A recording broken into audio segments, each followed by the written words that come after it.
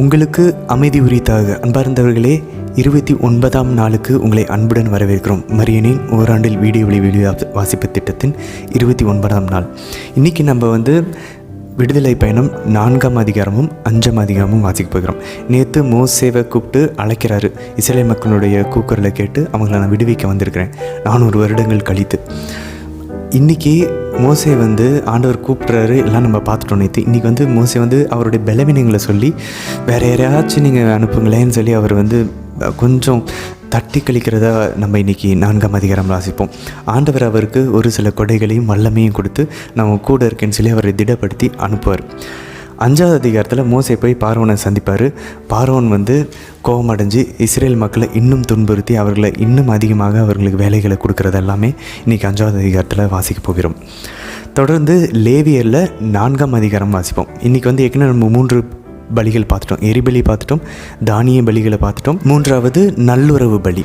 இன்றைக்கி 4ஆம் அதிகாரத்தில் 4வது விதமான பலி, சின்ன ஆஃபரிங் ஆங்கிலத்தில் சொல்லக்கூடிய பாவம் போக்கக்கூடிய அந்த பலிகளை நம்ம இன்றைக்கி என்ன, அதை எப்படி செலுத்தணும் அப்படின்றதெல்லாம் அதன் வழிமுறைகளை நம்ம லேவியர் 4வது அதிகாரத்தில் வாசிப்போம். கூடவே திருப்பாடல் 46ஆம் அதிகாரம் வாசிப்போம். இந்த திருப்பாடல் எப்படிப்பட்டது அப்படின்னாக்க, இஸ்ரேல் மக்களை கடவுள் விடுவிக்க நினைக்கும் போது அங்கே நிறைய பிரச்சனைகள் வரும். பார்வோன் இன்னும் அதிகமான பிரச்சனைகளை கொடுப்பான். மோசேவை அம்சி ஆண்டவர் விடுவிக்கும் போது அப்போ இஸ்ரேல் மக்கள் கலங்கப்படுவாங்க. அப்போ அவங்களுடைய ஜெபம் எப்படியாக இருக்க வேண்டும் அப்படின்றத பிரதிபலிக்கக்கூடிய ஒரு திருப்பாடலாக இது அமைகிறது.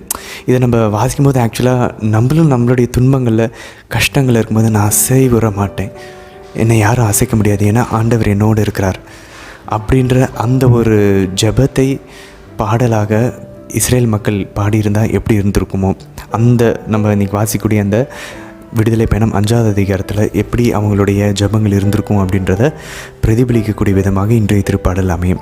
அதனால் அதையும் கவனிக்கொண்டு நம்ம வாசிப்போம். இன்றைய தினத்துக்கான இந்த வீடியோஸ் பகுதிக்குள்ளே போகிறதுக்கு முன்னாடி நம்ம ஒரு சில 4 கேள்விகளை நம்ம பார்ப்போம். முதல் கேள்வி, மோசே தயங்கும் போது ஆண்டவர் 3 வல்லமைகளை கொடுப்பார். 3 அருமடையாளங்களை செய்கிறதுக்கான வல்லமையை கொடுப்பார். அது என்னன்னு, அந்த 3 என்னன்றதை கவனித்து கொண்டே நீங்கள் வாசிங்க. 2வது, மோசேவுடைய சகோதரனுடைய பெயர் என்ன, அவருக்கும் மோசேவுக்கும் என்ன உறவை கடவுளை ஏற்படுத்துவார். சகோதரன்ற உறவு, ஆனால் அதை தாண்டி இந்த மிஷனில், இந்த ஆண்டவருடைய பணியில் அவங்க 2 பேருக்கான உறவை அவர் மாற்றுவார். அது என்ன உறவு அப்படின்றத கவனித்து கொண்டே வாசிங்க. 3வது, ஆண்டவர் இஸ்ரவேலுக்கு ஒரு உறவு ஏற்படுத்துவார். இஸ்ரவேலை ஒரு உறவு சொல்லி கூப்பிடுவார். அது என்ன உறவு அப்படின்றதையும் கவனித்து கொண்டே வாசிங்க. 4வது, ஆண்டவர் மோசேவை கொல்ல ட்ரை பண்ணுவார். அதிர்ச்சியாக இருக்குல்ல? அது எங்கே, அதிலிருந்து எப்படி மோசேவை தான் அனுப்புகிறாரு, தேர்ந்தெடுக்கிறார். ஆனால் மோசேவை கொல்ல ட்ரை பண்ணுறதா நம்ம வாசிப்போம். அது என்ன, எங்கே அப்படின்ற அந்த சூழலை நல்ல கவனமாக இன்றைக்கி நம்ம வாசிக்கும் போது அதில் கவனத்தை செலுத்த முயற்சிப்போம். இன்றைய தினத்திற்கான விவிலிவாசி பகுதிக்குள்ளே செல்வதற்கு முன்பாக நம் வழக்கம் போல் 3 இறைவனையும் மாதாவையும் அழைத்து ஜெபிப்போம். தந்தை, மகன், தூய ஆவியாரின் பெயராலே ஆமேன். தந்தையாம் இறைவனை அழைத்து ஜெபிப்போம். அருள் நிறைந்த அன்னை மரியே வாழ்க, ஆண்டவரும் உடனே, பெண்களுக்குள் ஆசை பெற்றவர் நீரே அம்மா, உம்முடைய திருவயிற்றின் கனியாகிய இயேசு கிறிஸ்துவும் ஆசை பெற்றவரே. புனித அன்னை மரியே, இறைவனின் தாயே, பாவிகளாய் இருக்கிற எங்களுக்காக இப்பொழுதும் எங்கள் இறப்பின் வேலையிலும் வேண்டிக் கொள்ளும் அம்மா. ஆமேன். ஆண்டவர் இயேசுவை அழைத்து ஜெபிப்போம். அருள் நிறைந்த அன்னை மரியே வாழ்க, ஆண்டவரும் உடனே, பெண்களுக்குள் ஆசை பெற்றவர் நீரே அம்மா, உம்முடைய திருவயிற்றின் கனியாகிய இயேசு கிறிஸ்துவும் ஆசை பெற்றவரே. புனித அன்னை மரியே, இறைவனின் தாயே, பாவிகளாய் இருக்கிற எங்களுக்காக இப்பொழுதும் எங்கள் இறப்பின் வேலையிலும் வேண்டிக் கொள்ளும் அம்மா. ஆமேன். தூய ஆவியாரை அழைத்து ஜெபிப்போம். அருள் நிறைந்த அன்னை மரியே வாழ்க, ஆண்டவரும் உடனே, பெண்களுக்குள் ஆசை பெற்றவர் நீரே அம்மா, உம்முடைய திருவயிற்றின் கனியாகிய இயேசு கிறிஸ்துவும் ஆசை பெற்றவரே. புனித அன்னை மரியே, இறைவனின் தாயே, பாவிகளாய் இருக்கிற எங்களுக்காக இப்பொழுதும் எங்கள் இறப்பின் வேலையிலும் வேண்டிக் கொள்ளும் அம்மா. ஆமேன். விடுதலை பயணம் அதிகாரம் 4. மோசே மறுமொழியாக, இதோ அவர்கள் என்னை நம்ப மாட்டார்கள், என் பேச்சை கேட்கவும் மாட்டார்கள், ஏனெனில் ஆண்டவர் உனக்கு காட்சி அளிக்கவில்லை என்று சொல்வார்கள் என்று கூறினார். ஆண்டவர் அவரை நோக்கி, உன் கையில் இருப்பது என்ன என்று கேட்டார். ஒரு கோல் என்றார் அவர். அதை தரையில் விட்டெறி என ஆணை விடுத்தார் ஆண்டவர். அவரும் அதை தரையில் விட்டெறிந்தார். அது ஒரு பாம்பாக மாறியது. அதன் அருகிலிருந்து அவர் விலகி ஓடினார். ஆண்டவர் அவரை நோக்கி, நீ உன் கையை நீட்டி வாளை பிடித்து தூக்கு என்றார். அவரும் தம் கையை நீட்டி அதனை தூக்கினார். அது அவருடைய கையில் கோலாக மாறிவிட்டது. இது தங்கள் மூதாதையரின் கடவுளாகிய ஆண்டவர், அபிரகாமின் கடவுள், ஈசாக்கின் கடவுள், யாக்கோபின் கடவுள் உனக்கு காட்சியளித்தார் என அவர்கள் நம்பி ஏற்றுக்கொள்வதற்காகவே. மேலும் ஆண்டவர் அவரை நோக்கி, உன் கையை உன் மடிக்குள் இடு என்றார். அவ்வாறே அவர் தம் கையை தம் மடிக்குள் இட்டார். அதை வெளியே எடுத்தபோது அந்தோ அவரது கை தொழுநோய் கண்டு உறைபனி நிறமாயிருந்தது. பின்னர் ஆண்டவர், உன் கையை உன் மடிக்குள் மறுபடியும் இடு என்றார். அவ்வாறே அவரும் தம் கையை மறுபடியும் மடிக்குள் இட்டார். மடியிலிருந்து அதை அவர் எடுத்தபோது இதோ தம் உடம்பின் நிறமாகவே அது மாறிவிட்டிருந்தது. அப்போது ஆண்டவர், அவர்கள் உன்னை நம்பாமலும் முன்னைய அருஞ்செயலின் பொருளை உணராமலும் போனால் பின்னைய இவ்வருஞ்செயலின் பொருளை உணர்ந்தாவது நம்பக்கூடும். அவர்கள் இவ்விரு அருஞ்செயல்களையும் கூட நம்பாமல் உன் பேச்சையும் கேட்காமல் போனால் நைல் நதி நீரை முகந்து கட்டாந்தரையில் ஊற்றுவாய். நைல் நதியில் முகந்த நீர் கட்டாந்தரையில் இரத்தமாக மாறிவிடும் என்றார். மோசே ஆண்டவரிடம், ஐயோ ஆண்டவரே, நீர் உமது அடியானிடம் பேசுவதற்கு முன்போ பேசிய பின்போ நாவன்மை அற்றவன் நான். ஏனெனில் எனக்கு வாய் திக்கும் நாவும் குழறும் என்றார். ஆண்டவர் அவரிடம், மனிதனுக்கு வாய் அமைத்தவர் யார்? அவனை ஊமையாக அல்லது செவிடாக அல்லது பார்வையுள்ளவனாக அல்லது குருடனாக வைப்பவர் யார்? ஆண்டவராகிய நான் தானே. ஆகவே இப்போதே போ, நானே உன் நாவில் இருப்பேன். நீ பேச வேண்டியதை உனக்கு கற்பிப்பேன் என்றார். அதற்கு அவர், வேண்டாம் ஆண்டவரே, தகுதியுடைய வேறொருவனை நீர் இப்போதே அனுப்பி வைப்பீராக என்றுரைத்தார். இதை கேட்ட ஆண்டவர் மோசேயின் மேல் சினம் கொண்டு பின்வருமாறு கூறினார். லேவியனான ஆரோன் உனக்கு சகோதரன் அல்லவா? அவன் நாவன்மை உடையவன் என்று எனக்கு தெரியும். இதோ அவன் உன்னை சந்திப்பதற்காக வந்து கொண்டிருக்கிறான். அவன் உன்னை காணும் போது மனமகிழ்வான். நீ அவனிடம் பேசி இவ்வார்த்தைகளை அவன் வாயில் வைப்பாய். நான் உன் வாயிலும் அவன் வாயிலும் இருந்து கொண்டு நீங்கள் செய்ய வேண்டியவற்றை உங்களுக்கு அறிவுறுத்துவேன். உனக்கு பதிலாக மக்களிடம் அவன் பேசுவதால் அவன் உனக்கு வாயாக இருப்பான். நீயோ அவனுக்கு கடவுள் போல் இருப்பாய். இந்த கோலை கையில் எடுத்துச் செல்வாய். இதை கொண்டு நீ அருஞ்செயல்கள் ஆற்றுவாய். மோசே தம் மாமனார் இத்திரோவிடம் திரும்பிச் சென்று அவரை நோக்கி, எகிப்தில் உள்ள என் இனத்தவரிடம் நான் திரும்பி போகவும் அவர்கள் இன்னும் உயிரோடு இருக்கிறார்களா என்று பார்க்கவும் வேண்டும் என்று கூற, இத்திரோ மோசேயை பார்த்து, சமாதானமாய் போய் வா என்றார். மிதியான் நாட்டில் ஆண்டவரும் மோசேயை நோக்கி, எகிப்திற்கு திரும்பி போ, ஏனெனில் உன் உயிரை பறிக்க தேடியவர்கள் எல்லோரும் இறந்துவிட்டனர் என்றுரைத்தார். எனவே மோசே தம் மனைவியையும் தம் புதல்வர்களையும் ஒரு கழுதையின் மேல் ஏற்றிக்கொண்டு எகிப்து நாட்டுக்கு திரும்பிச் சென்றார். கடவுளின் கோலையும் மோசே தம் கையில் எடுத்துக்கொண்டார். ஆண்டவர் மோசேயை நோக்கி பின்வருமாறு கூறினார். பார், நீ எகிப்திற்கு திரும்பிச் சென்ற பின் நான் உன் கையில் ஒப்படைத்துள்ள எல்லா அருஞ்செயல்களையும் பார்வோன் முன்னிலையில் செய்து காட்டு. நான் அவன் இதயத்தை கடினப்படுத்துவேன், அவன் மக்களை போகவிட மாட்டான். நீ பார்வோனிடம், ஆண்டவர் இவ்வாறு கூறுகிறார், இஸ்ரவேல் என் மகன், என் தலைப்பிள்ளை, நான் உனக்கு கூறிவிட்டேன், என்னை வழிபடுமாறு என் மகனை போகவிடு. அவனை அனுப்ப நீ மறுத்துவிட்டால் நானே உன் மகனை, உன் தலைப்பிள்ளையை வெட்டி வீழ்த்தப் போகிறேன் என்று சொல்வாய். ஆண்டவர் மோசேயை வழியில் ஒரு சத்திரத்தில் எதிர்கொண்டு அவரை கொல்ல பார்த்தார். அப்போது சிப்போரா ஒரு கூரிய கல்லை எடுத்து தன் மகனுக்கு விருத்த சேதனம் செய்து அதை கொண்டு மோசேயின் பாதங்களை தொட்டு, நீர் எனக்கு இரத்த மணமகன் என்றாள். பின்பு ஆண்டவர் அவரை விட்டு விலக்கினார். அப்போது அவள் விருத்த சேதனத்தின் வழியாய், நீர் எனக்கு இரத்த மணமகன் என்றாள். இதற்கிடையில் ஆண்டவர் ஆரோனை நோக்கி, மோசேயை சந்திக்க பாலை நிலத்திற்கு போ என்றார். அவரும் சென்று கடவுளின் மலையில் அவரை சந்தித்து முத்தமிட்டார். தம்மை அனுப்பிய பொழுது ஆண்டவர் கூறிய எல்லா வார்த்தைகளை பற்றியும் ஒப்படைத்த எல்லா அருஞ்செயல்களை பற்றியும் மோசே ஆரோனுக்கு அறிவுறுத்தினார். மோசேயும் ஆரோனும் இஸ்ரேல் மக்களின் பெரியோர்கள் அனைவரையும் ஒன்று கூட்டினார்கள். ஆண்டவர் மோசேயிடம் கூறியிருந்த எல்லா வார்த்தைகளையும் ஆரோன் எடுத்து கூறினார். அருஞ்செயல்களையும் மக்கள் பார்க்கும் வண்ணம் செய்தார். மக்களும் நம்பினர்.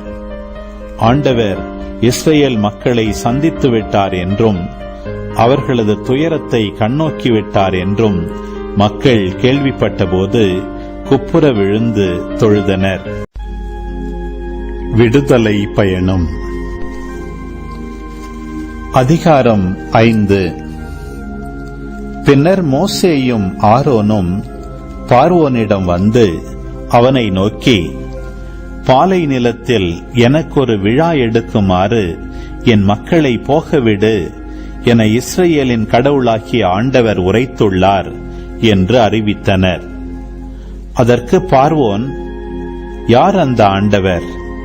அவரது பேச்சை கேட்டு இஸ்ரேலை நான் ஏன் அனுப்ப வேண்டும்? அந்த ஆண்டவரை நான் அறியேன், இஸ்ரேலரை நான் போகவிடவும் மாட்டேன் என்று கூறினான். அதற்கு அவர்கள், எபிரேயரின் கடவுள் எங்களை சந்தித்தார். பாலை நிலத்தில் 3 நாள் வழிப்பயணம் செய்து எங்கள் கடவுளாகிய ஆண்டவருக்கு பலியிடுமாறு எங்களை நீர் போகவிடும். இல்லையெனில் கொள்ளை நோயாலோ வாளாலோ அவர் எங்களை தாக்கிவிடுவார் என்று கூறினர்.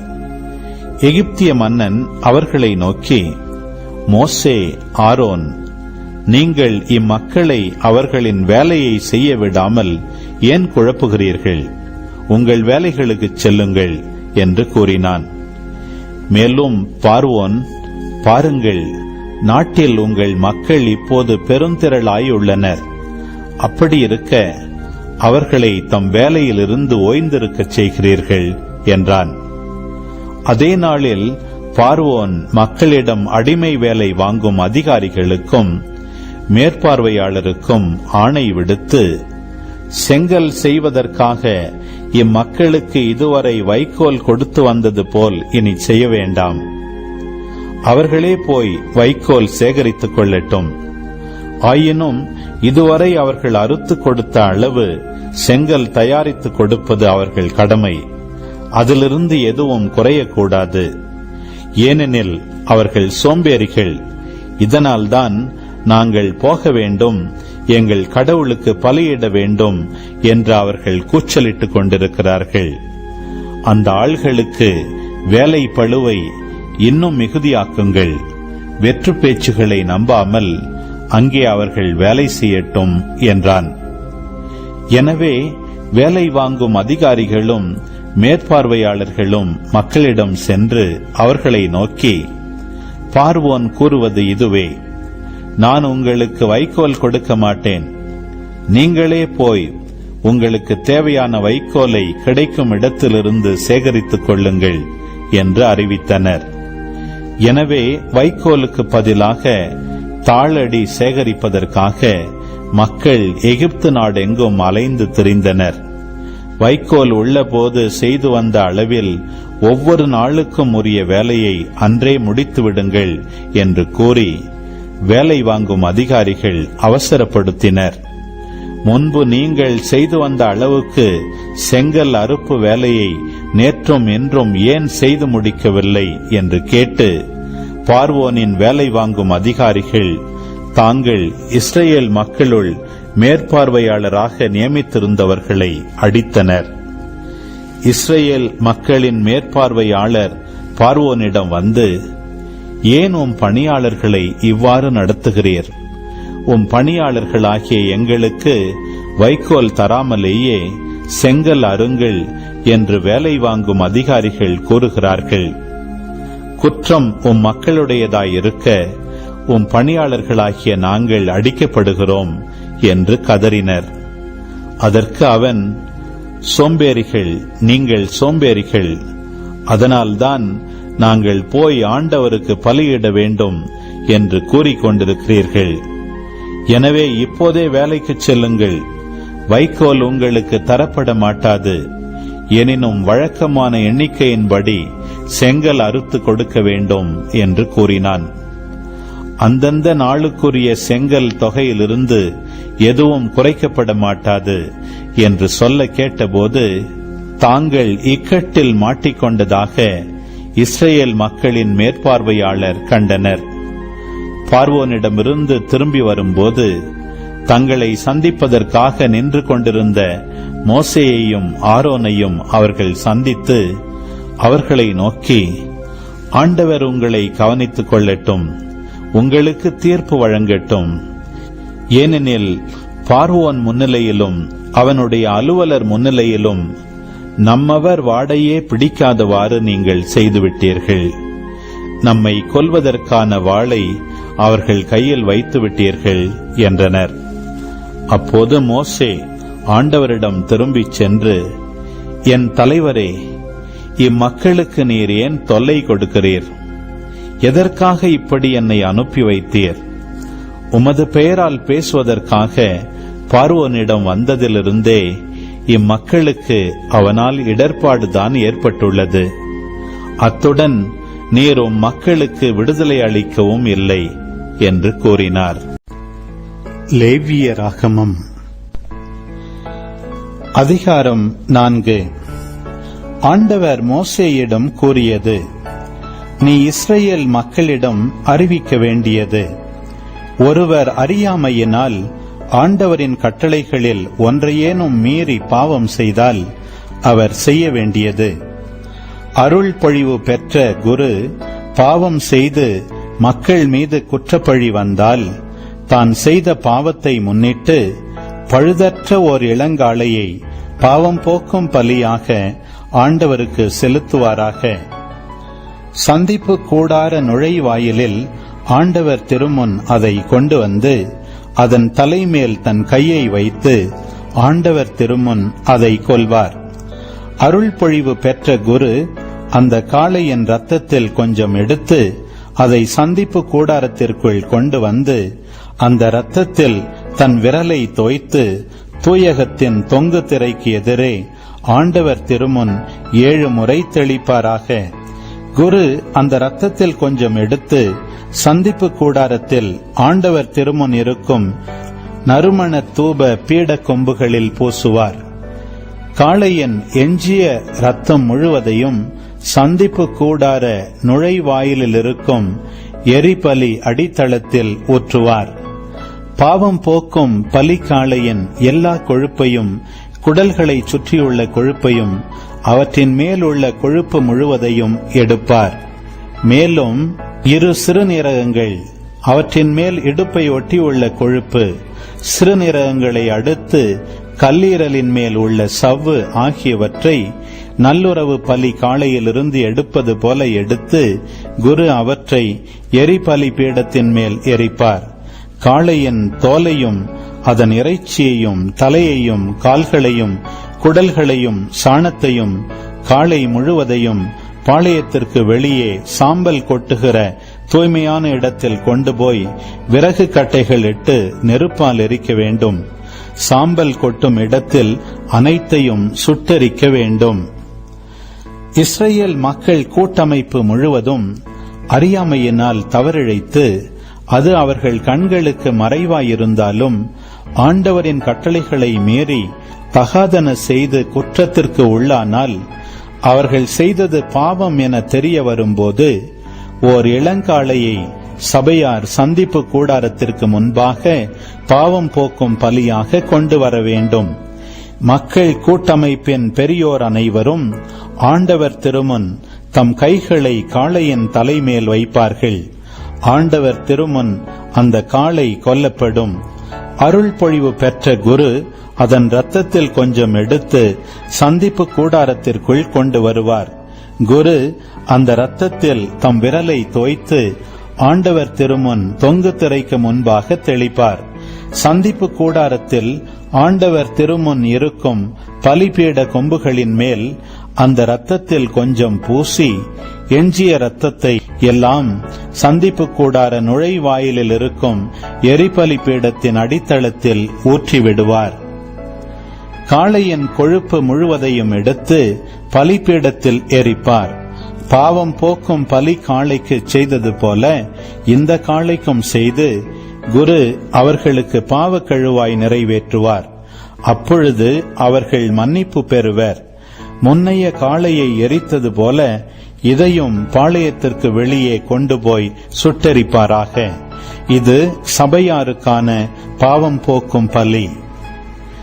தலைவன் ஒருவன் தன் கடவுளாகிய ஆண்டவரின் கட்டளைகளில் எதையாவது அறியாமையால் மீறி பாவம் செய்து குற்றத்திற்குள்ளானால், தான் செய்தது பாவம் என்று அவனுக்கு தெரிய வரும்போது வெள்ளாடுகளில் பழுதற்ற ஒரு கிடாயை பலியாக கொண்டு வருவான். அந்த ஆட்டுக்கிடாயின் தலைமேல் அவன் தன் கையை வைத்து எரிபலி பொருள் வெட்டப்படும் இடத்தில் ஆண்டவருக்கு முன் அந்த கிடாயை பலி கொடுப்பான். இது பாவம் போக்கும் பலி. குரு பாவம் போக்கும் பலி இரத்தத்தில் சிறிது தம் விரலால் எடுத்து எரிபலி பீட கொம்புகளில் பூசி, எஞ்சிய இரத்தத்தை அப்பீடத்தின் அடித்தளத்தில் ஊற்றிவிடுவார். அதன் கொழுப்பு முழுவதையும் நல்லுறவு பலியின் கொழுப்புக்கு செய்வது போல பலிபீடத்தின் மேல் எரித்து விடுவார். குரு அவனுக்காக பாவ கழுவாய் நிறைவேற்றுவார். அவன் மன்னிப்பு பெறுவான்.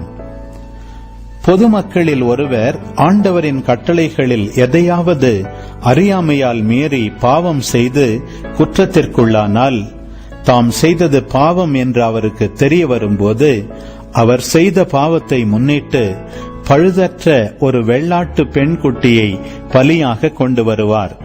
பாவம் போக்கும் பலியின் தலைமேல் தம் கையை வைத்து எரிபலியிடும் இடத்தில் அந்த பாவம் போக்கும் பலியாட்டை அடிப்பார். குரு அதன் இரத்தத்தில் சிறிது தம் விரலால் எடுத்து எரிபலி பீட கொம்புகளில் பூசி, எஞ்சிய இரத்தத்தை அப்பீடத்தின் அடித்தளத்தில் ஊற்றிவிடுவார். அதன் கொழுப்பு முழுவதையும் நல்லுறவு பலியிலுள்ள கொழுப்பை போன்று எடுத்து பலிபீடத்தின் மேல் ஆண்டவர் விரும்பும் நறுமணமாக குரு எரித்து பாவ கழுவாய் நிறைவேற்றுவார். அந்த மனிதரும் மன்னிப்பு பெறுவார். பாவ கழுவாய் பலியாக அவர் ஓர் ஆட்டுக்குட்டியை கொண்டு வந்தால் அது பழுதற்ற பெண் ஆட்டுக்குட்டியாக இருக்க வேண்டும். அந்த பாவம் போக்கும் பலிப்பொருளின் தலை மீது தம் கையை வைத்து எரிபலியை அடிக்க வேண்டும். அதே இடத்தில் இப்பாவம் போக்கும் பலியையும் அடிக்க வேண்டும். குரு அந்த பாவம் போக்கும் பலியின் இரத்தத்தில் சிறிது தம் விரலால் எடுத்து எரிபலி பீட கொம்புகளின் மேல் பூசி, எஞ்சிய இரத்தம் முழுவதையும் பலிபீடத்தின் அடித்தளத்தில் ஊற்றிவிடுவார்.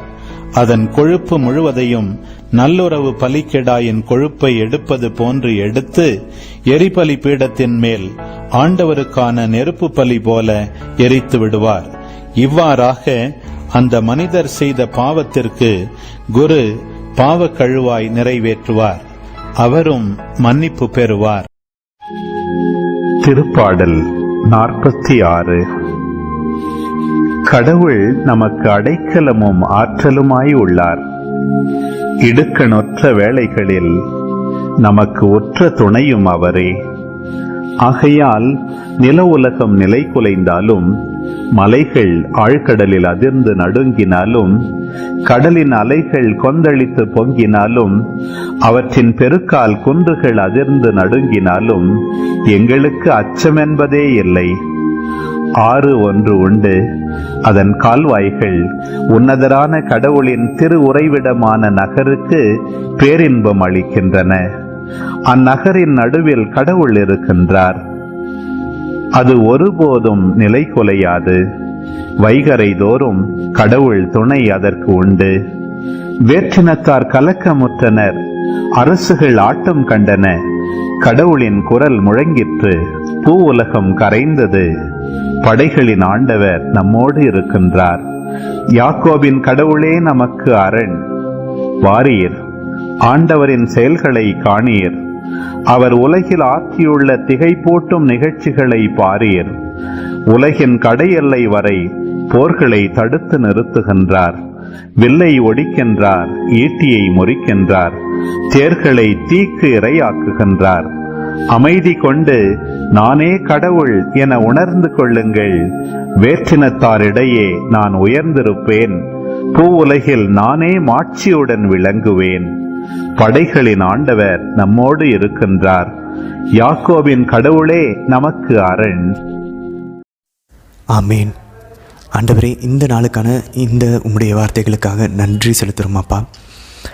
நாங்களும் எங்களுக்குள்ளே இருக்கக்கூடிய பார்வோன்களுக்கு நாங்கள் செவி கொடுத்து கொண்டிருக்கிறோம். அதை நிறுத்திட்டு எங்களுக்குள்ளே இருக்கக்கூடிய மோசே உங்களுக்கும் எங்களுக்குள்ளே இருக்கக்கூடிய ஆரோனுக்கும் தேவமாதாவுக்கும் நாங்கள் செவி கொடுக்கக்கூடிய ஒரு இதயத்தை எங்களுக்கு தாங்க ஆண்டவரே. இந்த நாள் முழுதும் எங்களுடைய உடலுக்கும் சாத்தானுக்கும் இந்த உலகத்திற்கும் அதனுடைய தேவைகளுக்கும் இணங்காமல் உண்மை வழிபடக்கூடிய ஒரு உள்ளத்தை எங்களுக்கு தந்துடும் அப்பா. எங்களுக்கு நாங்கள் செய்யக்கூடிய ஒவ்வொரு வேலைகளையும் அம்மா எங்களோட உடன் இருந்து அதை கடவுளுக்காக, கடவுள் வழியாக கடவுளுக்குள்ளே செய்ய எங்களுக்காக நீங்கள் பரிந்து பேசி எங்கள் கூட இருந்து எங்கள் கைகளை பிடிச்சி எங்களுடைய சிந்தனைகளை வழி நடத்தி எங்களுக்கு கற்றுத்தாரும் அம்மா.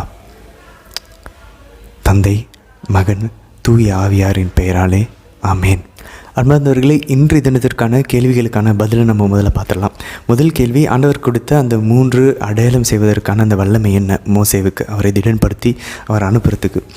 முதல் வல்லமை அவருடைய கோலை கீழே போடுவார், அது பாம்பாக மாறும். திரும்பி அதனுடைய வாழை பிடிச்சி எடுக்க சொல்லுவார், அது திரும்ப கோலாக மாறும்.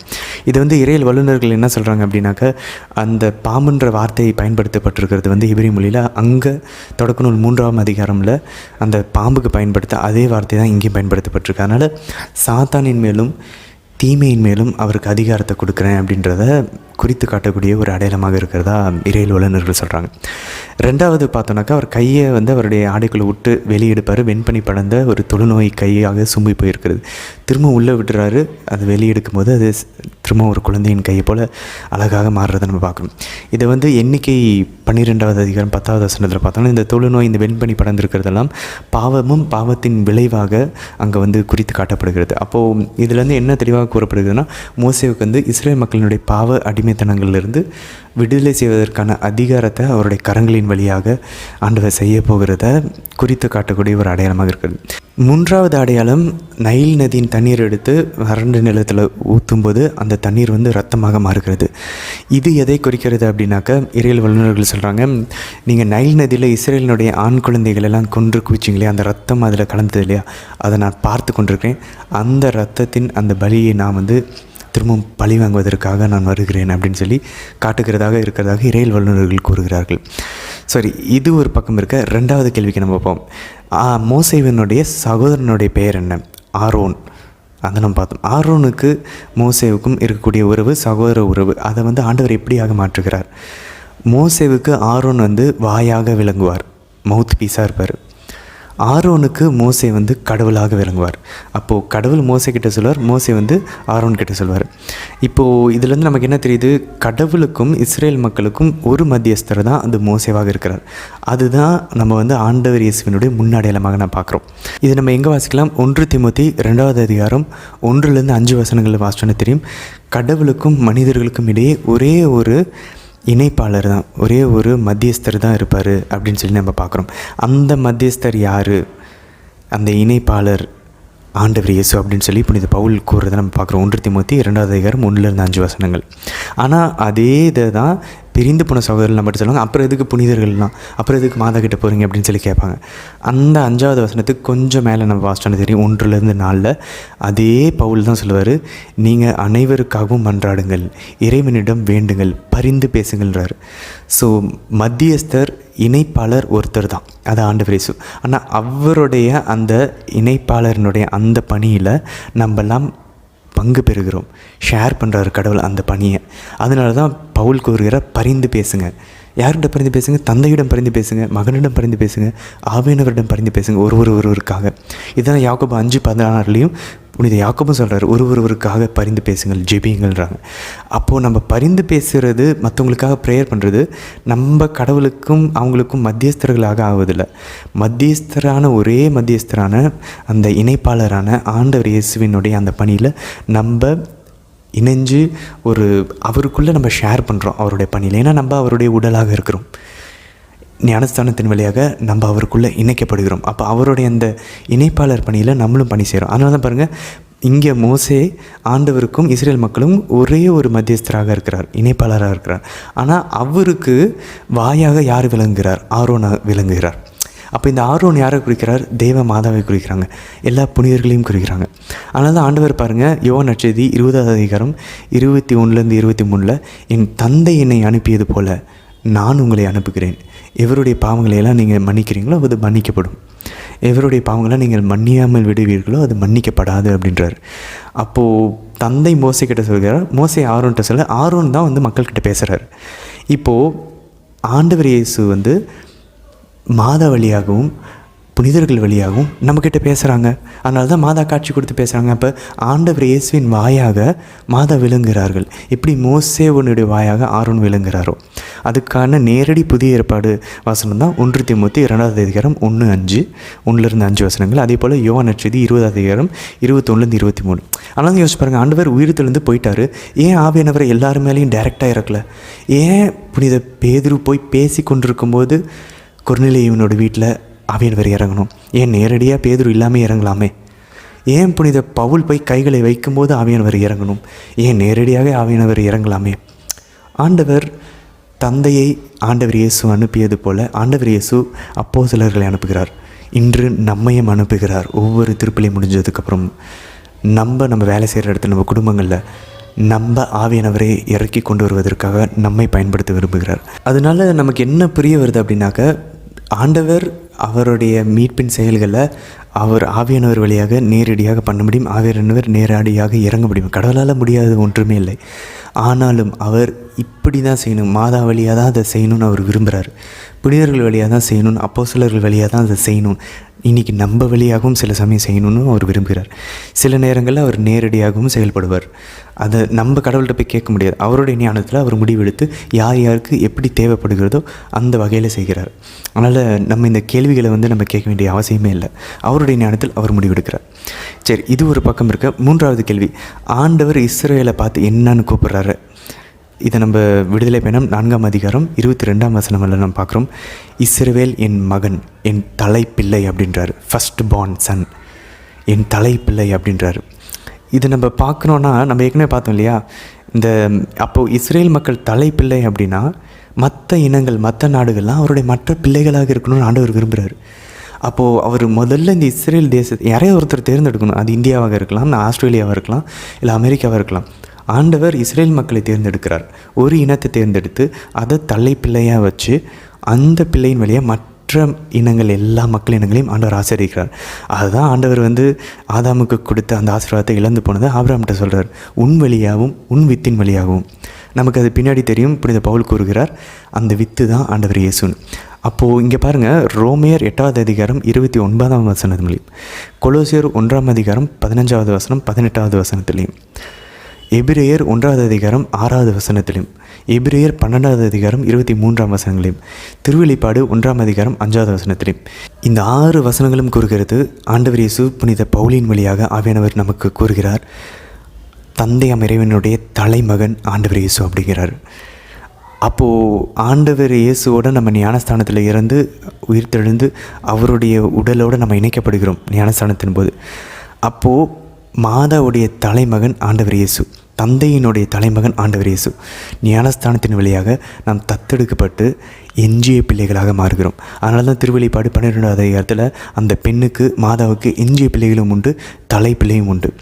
இங்கே நம்ம இந்த 6 வசனங்களை பார்க்குறோம். தந்தையாம் இறைவனுக்கு தலைமகன் ஆண்டவர் இயேசுவும் உண்டு, அவருடைய உடலாகிய திருச்சபை, நம்ம எல்லாருமே எஞ்சிய பிள்ளைகளாக இருக்கிறோம்.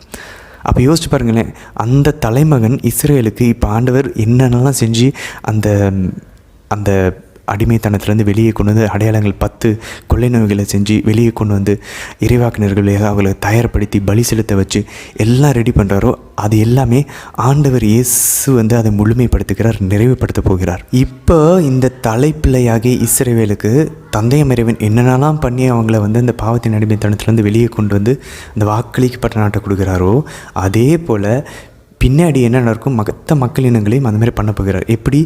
அவருடைய உண்மையான தலைமகனாகிய ஆண்டவர் இயேசு வழியாக.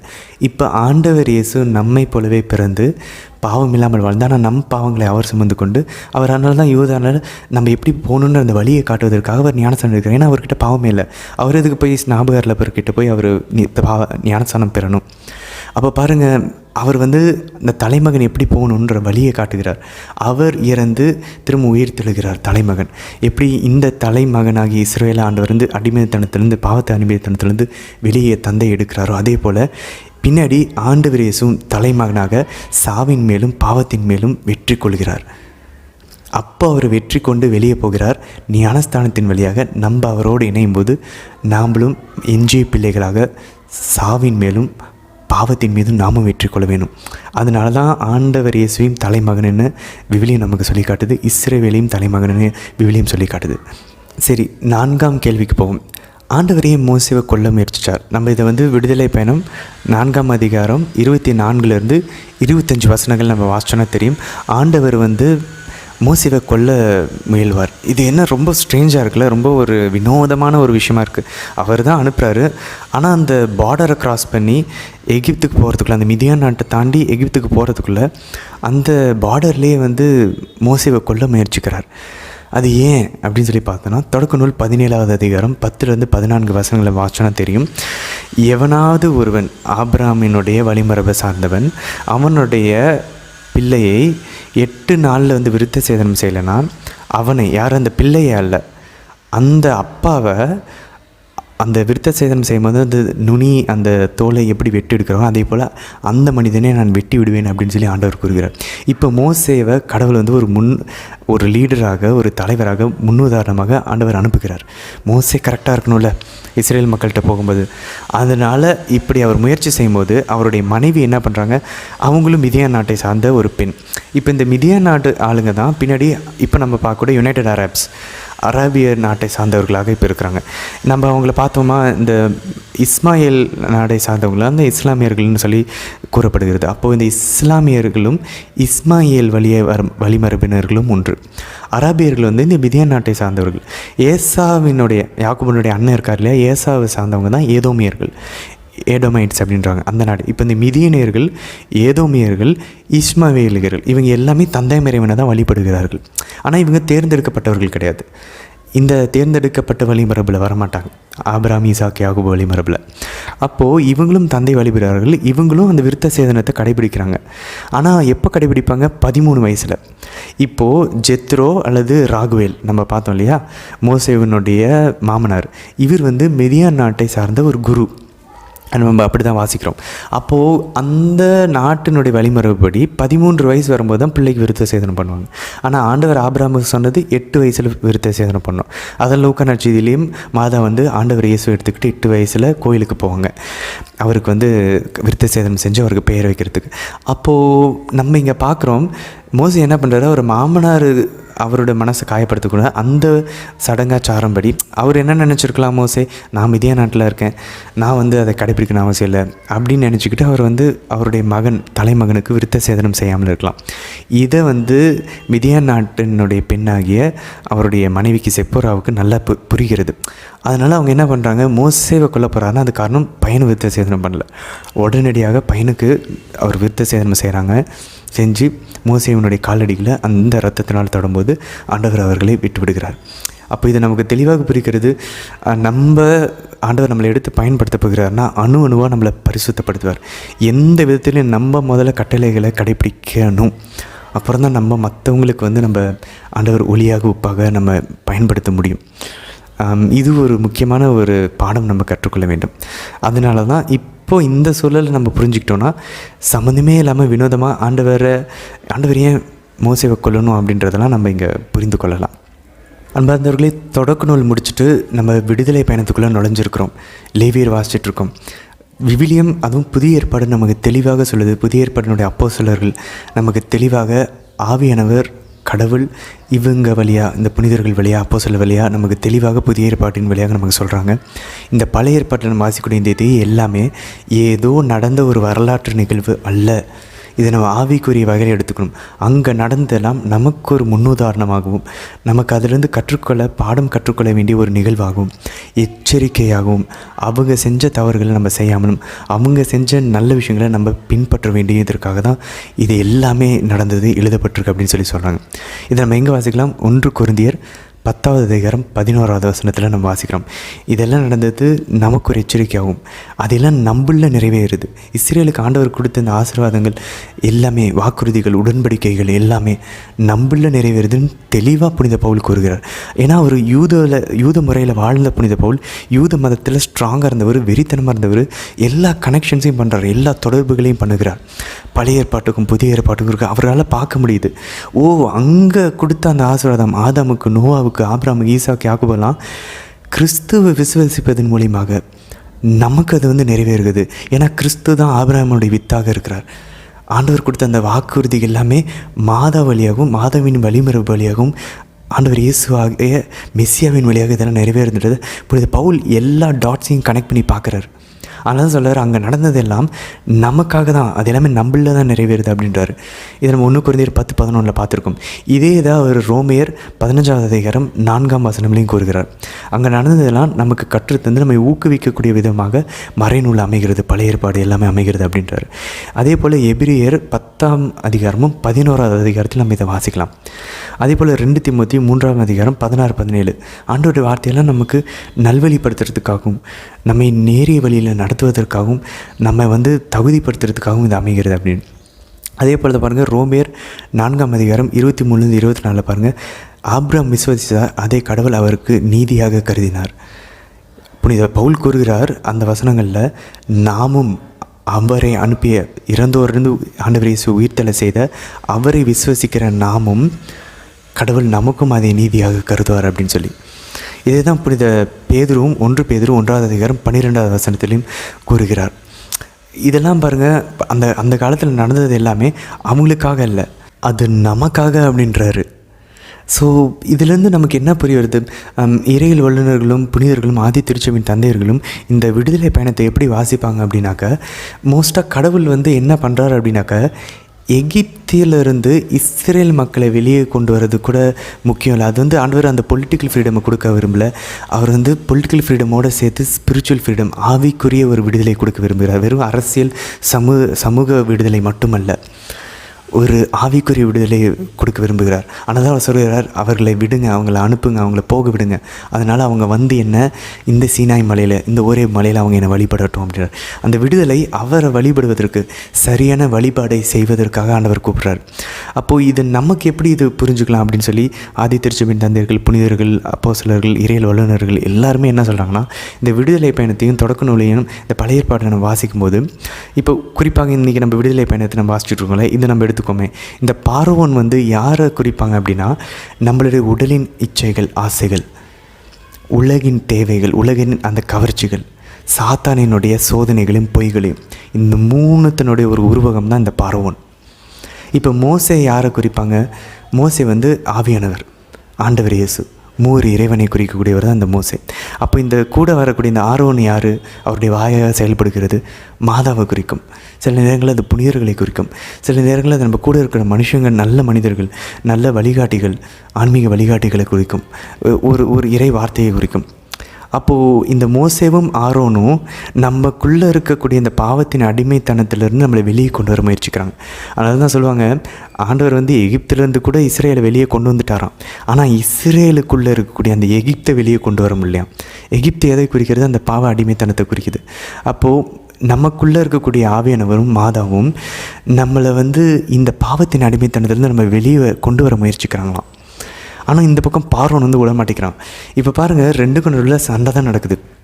இப்போ பார்வோன் வந்து என்ன சொல்கிறான், நீங்கள் வந்து ஃப்ரீயாக இருக்கிறதுனால பாருங்கள், நம்ம வாழ்க்கையில் இந்த மோசேவும் ஆரோனும் மாதாவும் ஆண்டவர் இயேசுவும் ஆவியானவரும் நிறைய அற்புதங்கள் செய்வாங்க. நம்ம ஜெபிப்போம், வேளாங்கண்ணிக்கு போவோம், முட்டி போடுவோம், நடப்போம், நம்ம வேண்டுதல் வைப்போம், நவனல் வைப்போம், அது நிறைவேறும், தடைகள் நீரும், நோய்கள் குணமாகும், நமக்கு பிரச்சனைகள் குறைக்கும். இந்த அடையாளங்கள்லாம் எதுக்கு? மோசே இந்த அடையாளங்களை செய்வது போல். அதை பார்த்து இவ்வளோ நல்லவர் ஆண்டவர், அப்போ ஆண்டவர் உண்மையிலே உயிரோடு இருக்கிறாரு. நம்ம ஏதோ ஒரு மதம் இல்லை, ஒரு சடங்காச்சாரம் இல்லை, ஏதோ நம்ம ஒரு சைக்கலாஜிக்கலான ஒரு அட்ஜஸ்ட்மெண்ட்டுக்காக நம்ம கடவுளை வழிபடல. ஆனால் கடவுள் உண்மையாலுமே உயிரோடு இருக்கிறார் அப்படின்னா, அவர் அதை பார்த்துட்ருக்காருன்னா என் வாழ்க்கையை நான் மாற்றிக்கணும். இந்த அடையாளம் என் வாழ்க்கையில் நடக்கிற அற்புதங்கள்லாம் இதே எனக்கு சொல்லித்தரணும். அப்போ மோசே இந்த அற்புதங்கள் அடையாளங்கள்லாம் நிறைவேற்றுறாரு, அதை செஞ்சு காட்டுறாருன்னா எதுக்கு? நம்ம இந்த பார்வோன்கிட்டேருந்து நம்ம வெளியே வரணும். நமக்குள்ளே இருக்கக்கூடிய அந்த சாத்தானின் உடலின் ஆசைகள், உலகத்துக்கு பின்னாடி ஓடிட்டுருக்கோம் இல்லையா, இந்த 3லேருந்து நம்ம வெளியே வரணும். அதுக்கு தான் அந்த ஆண்டவர் வந்து அந்த அடையாளத்தை காட்டி இஸ்ரேல் மக்களை வெளியே கொண்டு வர, நான் உன் கூட இருக்கேன், நான் உயிரோடு இருக்கேன், நான் கடவுள், நான் எல்லாத்தையும் கண்ட்ரோல் பண்ணிகிட்ருக்கேன், நான் பார்த்துக்கிட்டு இருக்கேன், நீ என்னை பின்பற்றுவாயா, என்னை வந்து நீ வழிபடுவாயா, நீ இந்த எகிப்தை விட்டு வெளியே வருவாயின்னு சொல்லி நம்மக்கிட்டே கேட்குறாரு. ஆனால் அந்த சாத்தானோ நம்ம உடலோ இந்த உலகமோ நம்ம விட மாட்டேங்குது. பாருங்கள், நம்மளோட உறவுகள் விடாது. நம்ம காலையில் டெய்லி மாசுக்கு போகலான்னா, ஐயோ எனக்கு இந்த வேலை இருக்குது, பிஸியாக இருக்குது, 4 ஜமால், ஐயோ எனக்கு வேலை இருக்குது. ஆனால் தான் பார்வோன் என்ன பண்ணுறான், நீ கடவுளை அதனால பாருங்கள், நம்ம ஏதாவது ஒரு முயற்சி எடுப்போம், கடவுள்கிட்ட போகலான்னு சொல்லி, சரி நம்ம இனிமேல் டெய்லி பைபிள் வாசிப்போம், டெய்லி நம்ம நற்கனை சந்தி செய்வோம், டெய்லி மாசுக்கு போவோம், இல்லை நம்ம வந்து கன்ஃபெஷன் போகலாம், இல்லை ஒரு ரெட்ரீட்டுக்கு போகலாம், இல்லை நம்ம டெய்லி 4 ஜமால் ஜெபிக்கலாம்னு முடிவு எடுப்போம். பார்வோன் என்ன பண்ணுவான், நம்ம வேலைகளை ரெட்டிப்பாக்குவான். நம்ம வேலையில் நம்மளுடைய வாழ்க்கையில் இதை பார்த்துருக்கோம் இல்லையா, நம்ம இதை சந்திக்கிறோம். அப்போ நம்ம என்ன பண்ணணும், ஏற்கனவே நம்ம இதை வாசிச்சுட்டு இருக்கோம், நமக்கு தெரியுது, இது சாத்தாமன்ற வேலை, இது என் உடல் கேட்குது, ஜெபிக்கலான்னு எனக்கு இப்போ தான் உடம்பு டயர்டாக இருக்கும். அப்போ தான் வந்து நம்ம பின்னாடி வாசிப்போம், மக்கள் வந்து வெளியே வரும்போது இறைச்சி கேட்பாங்க இஸ்ரேல் மக்கள், நம்ம உடம்பு அப்போ தான் சுகம் கேட்கும். இல்லை முட்டி போட வேண்டாமே, அந்த இஸ்ரேல் மக்களுக்குள்ளே இருந்த அந்த எகிப்து பாருங்கள், எகிப்துலேருந்து இஸ்ரேல் மக்கள் வந்துட்டாங்க பாலைவனத்துக்கு. ஆனால் இஸ்ரேல் மக்களுக்குள்ளேருந்து எகிப்து வெளியே வரல இன்னும். அங்கே எகிப்தில் இருக்கும்போது எவ்வளோ அழகாக இறைச்சி சாப்பிட்டோமே, நீ அடிமையாக இருந்தேடா, உனக்கு அது கண்ணுக்கு தெரியலையா? அப்போ நம்ம பாருங்களேன், அந்த ஜெபம் பண்ணி வெளியே வரும்போது உடம்பு பழசை தேடும், அந்த பழைய பாவ வாழ்க்கை நல்லா இருக்கிற மாதிரி தோணும். இதெல்லாம் நம்ம எல்லாருமே ஃபேஸ் பண்ணுறோம்.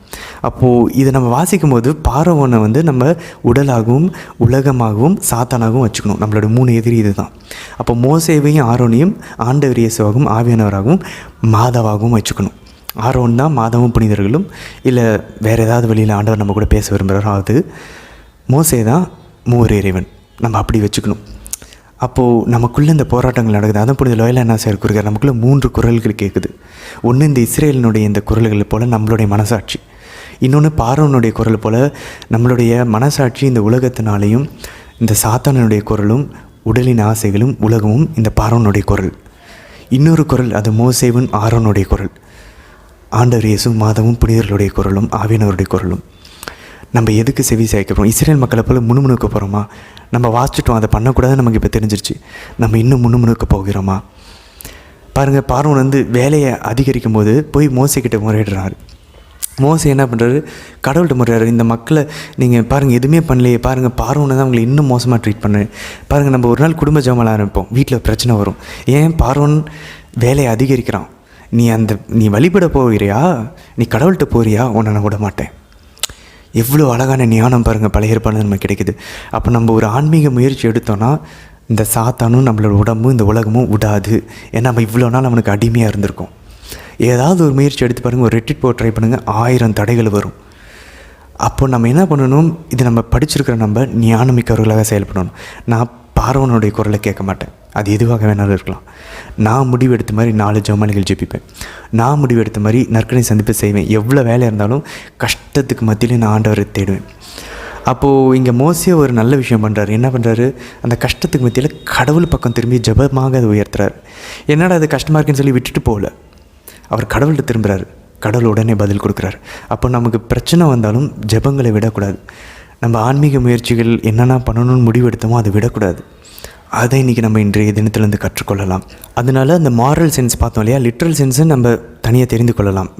மாரல் சென்ஸ் அந்த நேரடி அர்த்தம் வந்து நம்ம புரிஞ்சுக்கொள்வது வேறு. மாரல் சென்ஸ் வந்து எனக்கு கடவுள் என்ன சொல்கிறார் அப்படின்றத இனி நம்ம இப்படி வச்சு பார்ப்போம். இனி நம்ம இந்த பயணிக்கும் போது இந்த விடுதலை பயணத்தில் பார்வோன்னு நம்ம எங்கெல்லாம் அவன் வந்து விடமாட்டிக்கிறானோ அங்கெல்லாம் நம்ம வந்து நம்மளுடைய உடலின் ஆசைகளையும் உலகத்தின் கவர்ச்சிகளையும் சாத்தானின் பொய்களையும் நம்ம வச்சுக்கணும்.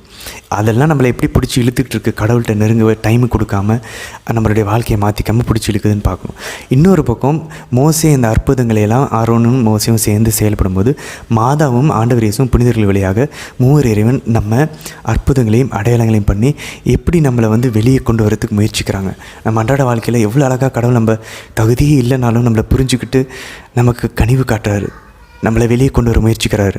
அதை வந்து இங்கே அற்புதங்களை அடையாளங்கள் பார்க்கும்போது அந்த கொள்ளை நோய்கள்லாம் பார்க்கும்போது நம்ம புரிந்து கொள்ளலாம். ஆண்டவர் எவ்வளோ டெஸ்பரேட்டாக வேறு வழி இல்லாமல் நம்மளை வெளியே கொண்டு வரதுக்கு எவ்வளோ அவர் முயற்சி செய்கிறான்றதை நம்ம பார்க்கலாம். நடுவில் நம்ம எத்தனை முறை இஸ்ரேல் மக்கள் மாதிரி முணுமுறுத்திருக்கோம், கம்ப்ளைண்ட் பண்ணிகிட்ருக்கோம். ஆண்டவர் எவ்வளோ செய்கிறான்றதை புரிஞ்சுக்காமல் நம்ம நடக்கிறதெல்லாம் ஒன்றும் புரிஞ்சுக்காமல் நம்ம என்னமோ நிறைய கரெக்டாக இருக்கிற மாதிரி நினச்சிட்டு நம்ம எத்தனை முறை மோசே கிட்ட போய் முறையிட்டது போல் நம்ம கடவுள்கிட்டையும் ஆண்டவர் இயேசுகிட்டையும் முறையிட்டிருக்கிறோம். அதை நம்ம வந்து இனி இப்படி நம்ம புரிஞ்சுக்கிட்டு நம்ம விடுதலை பயணத்தை தொடருவோம். இது ஒரு பக்கம் இருக்க.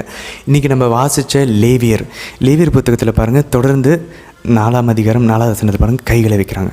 தொடர்ந்து அதை நம்ம வாசித்து கொண்டே இருப்போம். அவங்க வந்து அந்த கைகளை வைக்கும்போது அந்த அனிமலுக்கு பதிலாக நான் கொல்லப்பட்டிருக்க வேண்டும். இதை வந்து இஸ்ரேல் மக்களுக்கு புரிய வைக்கிறார். அதன் வழியாக நம்மிடமும் புரிய வைக்கிறார்.